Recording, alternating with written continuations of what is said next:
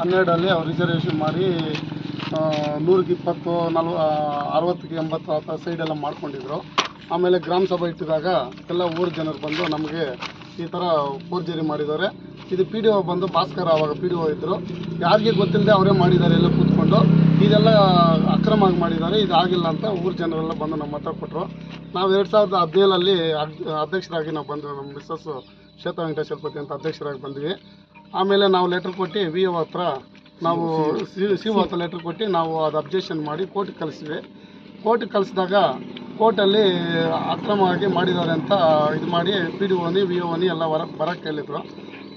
ಬರೋಕ್ಕೆ ಹೇಳಿದಾಗ ಇವ್ರೇನು ಮಾಡಿದ್ರು, ನಾ ಇದ್ದವ್ರಿಗೂ 2019ವರೆಗೂ ಹೋದ್ರು. ಅವರು ಪಿ ಡಿ ಒ ವೈಶಾಲಿ ಮೇಡಮ್ ಇದ್ದರು, ಎಲ್ಲ ಹೋದರು.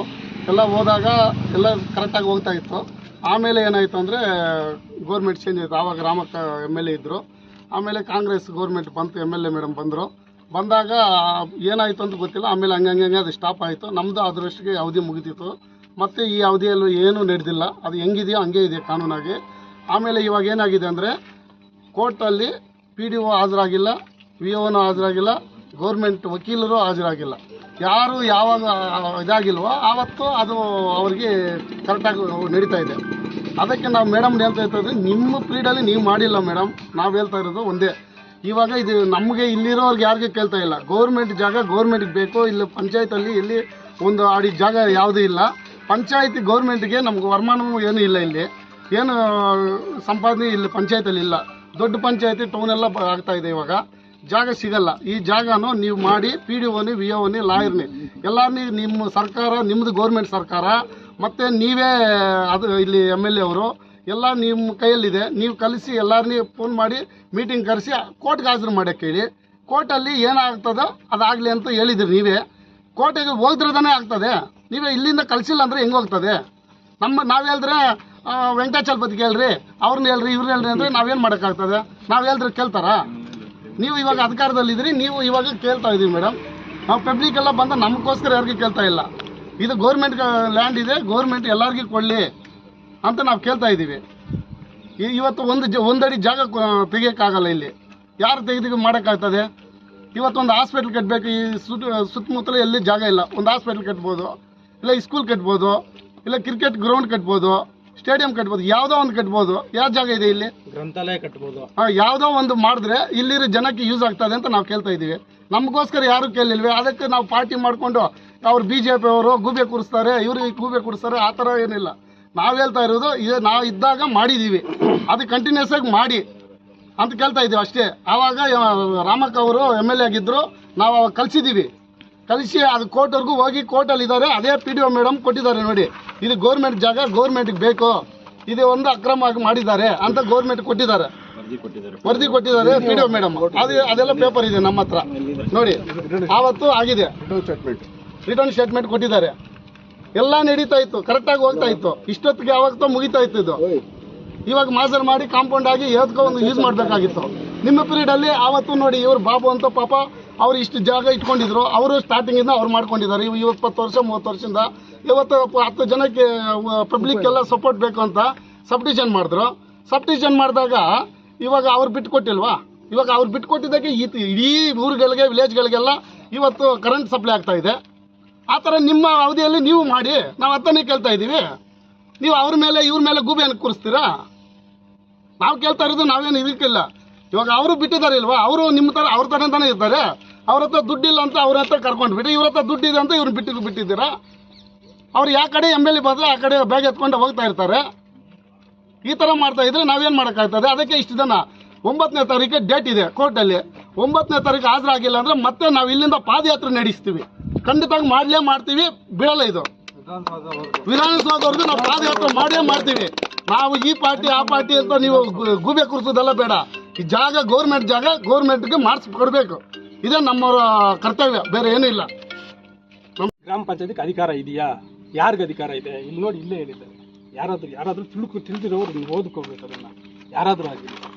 ಯಾವುದೇ ಒಂದು ಕರ್ನಾಟಕ ಭೂ ಕಂದಾಯ ಅಧಿನಿಯಮ 1964ರ 68ನೇ ಪ್ರಕರಣದ 1ನೇ ಉಪ ಪ್ರಕರಣದಂತೆ ರಾಜ್ಯ ಸರ್ಕಾರಕ್ಕೆ ಪ್ರದತ್ತವಾದ ಅಧಿಕಾರವನ್ನು ಪ್ರತ್ಯಾಯೋಜನೆಗೊಂಡಿರುವುದರಿಂದ ಸದರಿ ಅಧಿಕಾರವನ್ನು ಚಲಾಯಿಸಿ ಸದರಿ ಹೊಸೂರು ಪೈಕಿ 1 ಎಕರೆ 20 ಗುಂಟೆ ಪ್ರದೇಶವು ಸಾರ್ವಜನಿಕ ಉಪಯೋಗಕ್ಕೆ ನೀಡತಕ್ಕದ್ದು ಅಂತ DC ಅವರು ಆದೇಶ ಮಾಡಿದ್ದಾರೆ. ಅದಕ್ಕೆ ಹಕ್ಕದಾರ ಯಾರಿರೋದು? ರಾಜ್ಯ ಸರ್ಕಾರಕ್ಕೆ ಇರೋದು, ಗ್ರಾಮ ಪಂಚಾಯತಿಗಲ್ಲ. ಗ್ರಾಮ ಪಂಚಾಯತ್ ಮಾಡೋದು DC ಅವ್ರಿಗೆ ಏನು ಕೊಡಬೇಕು? ಇದು KPTCLಗೆ ಏನು ಕೊಡ್ಬೇಕಣ್ಣ?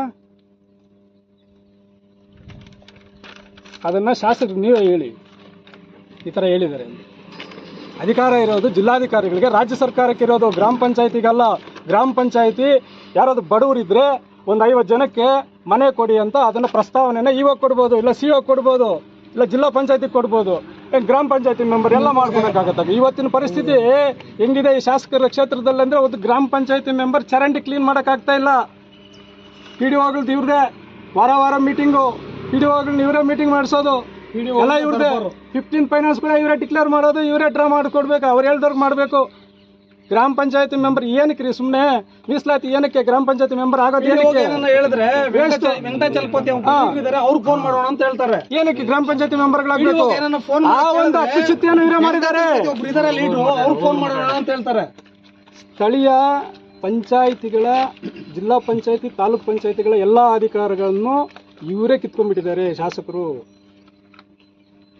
ಇವ ಅವ್ರ ಹತ್ರನೇ, CO ಅವ್ರ ಹತ್ರನೇ, PDOಗಳು ಅವ್ರ ಹತ್ರನೇ. ಏನಿದೆ ಗ್ರಾಮ ಪಂಚಾಯತಿಯಲ್ಲಿ? ಗ್ರಾಮ ಪಂಚಾಯತಿ ಮೆಂಬರ್ ಇರೋನ್ನ 2 ಎಕರೆ ಚಿಲ್ಲರೆ ಜಮೀನನ್ನು ಅವರು ಗ್ರಾಮ ಪಂಚಾಯತಿನಲ್ಲಿ ಖಾತೆ ಮಾಡಿದ್ದಾರೆ ಅಂತ ವಿಷಯ ಗೊತ್ತಾಯ್ತು. ಅದು ಗೊತ್ತಾದ ಮೇಲೆ ಅದಕ್ಕೆ ಮುಂಚೆನೇ ನಾವು ಅದ್ರ ಬಗ್ಗೆ ಕೂಡ ಇಲ್ಲಿ ಚಂದ್ರಪ್ಪ ಅಂತ ಮತ್ತು ನಾಗಪ್ಪ ಇವರೆಲ್ಲನೂ ಅದು ಕೋರ್ಟ್ಗೆ ಹೋಗಿ ಕೋರ್ಟಲ್ಲಿ ಅದನ್ನು ಮಾಡಬಾರ್ದು ಅಂತ ಇದೆಲ್ಲ ಮಾಡಿದ್ದಾರೆ. ಅಲ್ಲಿ ಏನಾಗಿದೆ ಅಂದರೆ, ಅದೇ ಗೋರ್ಮೆಂಟು, ಅವರೇ ಶಾಸಕರು, ಅವರೇ ಸರ್ಕಾರ, ಯಾರು ಏನೂ ಮಾಡೋಕ್ಕಾಗಲ್ಲ. ಅದರಿಂದ ಏನಂದರೆ ಅವ್ರು ಖಾತೆ ಮಾಡಿಬಿಟ್ರು ಪಂಚಾಯತಿನಲ್ಲಿ. ಆ್ಯಕ್ಚುಲಿ ಪಂಚಾಯತಿಯಲ್ಲಿ ಖಾತೆ ಮಾಡಬಾರ್ದು. ಅದನ್ನು ಯಾವಾಗ ಜಮೀನಲ್ಲಿದ್ದಾಗ ಮಾಡಬಾರ್ದು. ಈಗ ಸರ್ವೆ ನಂಬರ್ ಇದ್ದಾಗ ಮಾಡಿದಾಗ ಏನು ಮಾಡಬೇಕು ಅವರು? ಅದನ್ನು ಮತ್ತೆ ಎಲ್ಲ ಬೇರೆಯವ್ರು ಮಾಡಿದರು ಅಂತ ಮುಂಚಿನವ್ರು ಅವರೆಲ್ಲ ಮೊದಲವ್ರು ಮಾಡಿದರೆ ಇವರು ಅದನ್ನು ಮಾಡ್ಬೋದಾಗಿತ್ತು. ಅದನ್ನು ಕ್ಯಾನ್ಸಲ್ ಮಾಡ್ಬೋದು. ಅವ್ರ ಪವರ್ ಇದೆಯಲ್ಲ, ಅದನ್ನು ಮಾಡಿಬಿಟ್ಟು ಸಾರ್ವಜನಿಕರಾಗಿ ಉಪಯೋಗ ಮಾಡ್ಕೋಬೋದು. ಇವು ಇಷ್ಟೆಲ್ಲ ಇರೋದನ್ನು 2 ಎಕರೆ ಚಿಲ್ಲರೆಯನ್ನು ಎಂಥ ಜೋಗ ಇದು? ಇಂಥ ಕಡೆ ಎಷ್ಟು ಪಂಚಾಯತಿಗೆ ಎಷ್ಟು ಅನುಕೂಲ ಆಗುತ್ತೆ, ಪಂಚಾಯತಿಗೆ ಎಷ್ಟು ಪ್ರಾಪರ್ಟಿ ಬರುತ್ತೆ, ಎಷ್ಟಾಗತ್ತೆ ದೊಡ್ಡ. ಈಗ ಡಿಕೆಹಳ್ಳಿ ಅಂತ ಪಂಚಾಯತಿನಲ್ಲಿ ನಾವು ಇಡೀ ನಮ್ಮ ತಾಲೂಕಲ್ಲೆಲ್ಲ ನಮ್ಮ 2 ತಾಲೂಕು ಸೇರಿದ ಡಿಕೆಹಳ್ಳಿನೇ ದೊಡ್ಡ ಪಂಚಾಯತಿ ಅಂತಾರೆ. ಯಾಕೆ? ಅಷ್ಟು ಇನ್ಕಮ್ ಇದೆ. ಅಂಥ ಇನ್ಕಮ್ ಇರೋ ಜಾಗನ ಯಾಕೆ ಬಿಡಬೇಕಾಗಿತ್ತು ಅವರು? ಅದನ್ನು ಏನಂದರೆ, ನಮ್ಮ ಜೊತೆಯಲ್ಲಿ ಯಾರಿದಾರೋ ಅವ್ರಿಗೇನು ಅನುಕೂಲ ಮಾಡಬೇಕು ಅವ್ರಿಗೆ ಮಾಡೋ ರೀತಿಯಲ್ಲಿ ಹೋಗ್ತಾ ಇರ್ತಾರೆ ಹೊರತು ಬೇರೆದೇನಿಲ್ಲ. ಈಗ ಸಂಪಂಗಿ ಅವರು ಇಡೀ ಇವಾಗಂತಲ್ಲ, ಅವರು 10 ವರ್ಷದಿಂದ ಅವ್ರು ಏನು ಕೆಲಸ ಮಾಡಬೇಕು, ಅವರು ಅಕ್ರಮವಾಗಿ ಏನೇನು ನಡೀತಾ ಇದ್ದೋ ಅದ್ರ ಕಡೆ ಹೋಗ್ಲೇ ಹೋಗ್ತಾರೆ. ಅವ್ರು ಹೇಳಲೇಬೇಕು. ಯಾಕಂದರೆ ಅವರು ಇನ್ನು ಮುಂದೆ ಎಲೆಕ್ಷನ್ ನಿಲ್ಲಬೇಕು, ಅವ್ರಿಗೆ ಇರಲೇ ಇರುತ್ತೆ. ಅವ್ರಿಗೆ ಯಾಕೆ ಹಾಕಿಲ್ಲ? ಪ್ರತಿಯೊಬ್ಬರಿಗೂ ಹಾಕಿರುತ್ತೆ. ಅವರು ಸೋತಿರ್ಬೋದು, ರಾಜಕೀಯವಾಗಿ ಅವ್ರು ಸೋತಿರ್ಬೋದೇ ಹೊರತು ಅವ್ರೇನು ಕ್ಷೇತ್ರ ಬಿಟ್ಟು ಏನಿಲ್ಲ ಹೋಗಿಲ್ವಲ್ಲ. ಅವರು ಈ ಕ್ಷೇತ್ರದವರೇ ತಾನೆ, ಅವ್ರು ಮಾತನಾಡ್ಬೋದಲ್ಲ. ಯಾಕೆ ಮಾತನಾಡಬಾರ್ದು? ಅವ್ರು ಮಾತನಾಡೋದೇನೆಂದರೆ, ಈಗ ನಾಗಸಟ್ಟಹಳ್ಳಿ ಅಂತ, ನಾಗಸಟ್ಟಿನಲ್ಲಿ ಎಲ್ಲಿ ಮಾಡಿದ್ದಾರೆ? ಅರ್ಥ ಏನಪ್ಪ ಅಂದರೆ, ಎಲ್ಲಿ ಮಹಿಳೆಯರು ಮುಂದೆ ಹೋಗ್ತಾರೋ ಅಲ್ಲಿ ದೇಶ ಮುಂದೆ ಹೋಗುತ್ತೆ ಅಂತ ಹೇಳ್ತಾರೆ.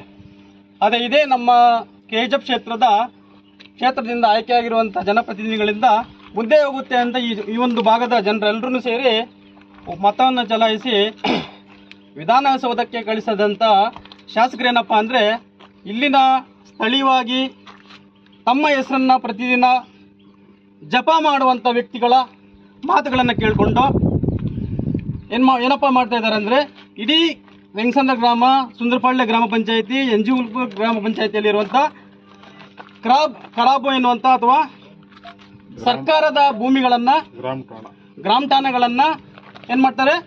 ಒತ್ತುವರಿ ಮಾಡ್ಕೊಳ್ಳೋದು, ಅಕ್ರಮ ಮಾಡ್ಕೊಳ್ಳೋದು.